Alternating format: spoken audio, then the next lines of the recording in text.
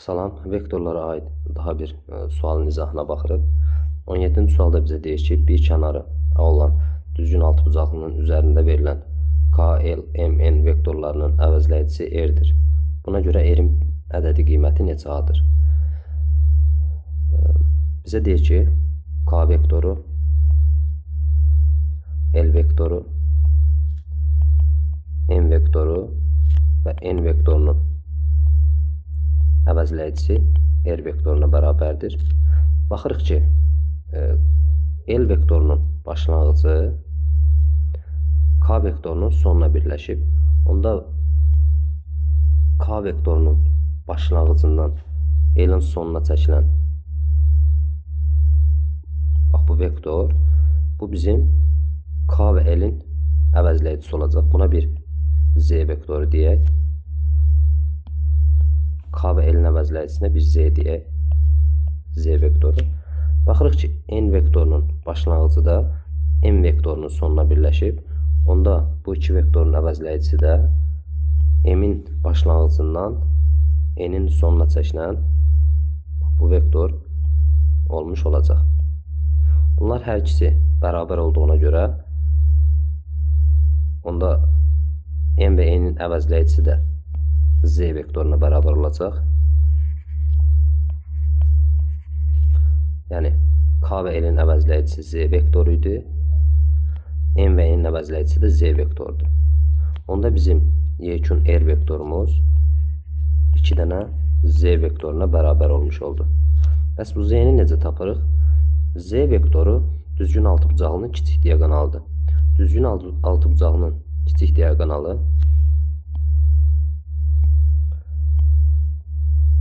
Z tərəfin kökdə 3 mislinə bərabərdir. Bir tərəfi A idi. A-nın kökdə 3 mislinə bərabər olacaq. R vektorumuz 2 dənə Z idi. Yəni 2 dənə kökdə 3 A-ya bərabər olacaq. Bizə deyir A-nın neçə qatıdır? 2 kökdə 3 qatı.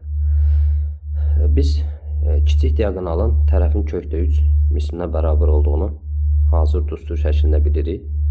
Bəs bunu bilməsək, bu tapşırığı necə həll edərdik? Buranı silirəm. Düzgün altıbucaqlının daxili bucağı, məsələn bu alfa deyək buna, hamısı bir-birinə bərabərdir. Burada alfadır, burada alfadır, digər tərəf hamısı alfadır. Alfa bucağı 180 dərəcə vurulsun, M-2 bölünsün 6 ifadəsindən tapılır. N burada tərəflərin sayıdır. Düzgün altıbucaqlının 6 dənə tərəfi var. 6 dənə tərəfi var. Onda N burada 6 götürəcək. Alfanı buradan tapırıq ki, 180 vurulsun 4 bölünsün 6-dan 120 dərəcə.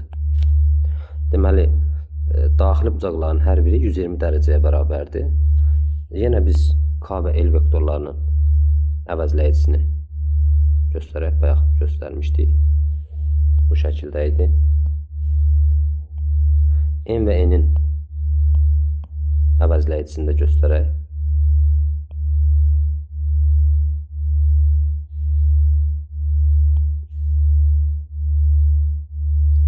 O da bu şəkildə idi.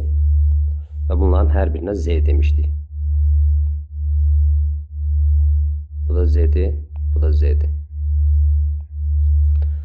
Bizim yekun R'miz də 2 dənə Z'yə bərabər idi. Vektorial olaraq.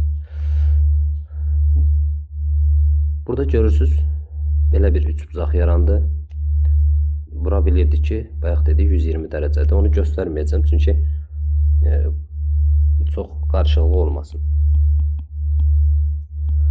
Bax, bu üçbucağın, gördüyünüz üçbucağın hündürlüyünü göstərsək, hündürlük burada bucağı da yarıya böləcək. Onda bu hissəyə qalır, ümumi 120 idi, yarıya bölür, qalır 60 dərəcə.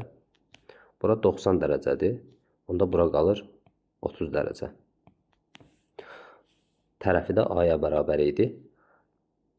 Riyaziyyatdan bilirik ki, 30 dərəcənin qarşısındakı katet tərəfin hipotenuzun yarısıdır. Hipotenuz A idi, olacaq A bölünsün 2. 60 dərəcənin qarşısı 30 dərəcənin qarşısındakı katetin kökdə 3 misildir. 60 dərəcənin qarşısı 30 dərəcəli bucaq qarşısının kök 3 misildir. 30 dərəcənin qarşısı A bölü 2-dir, onun kök 3 misli olacaq.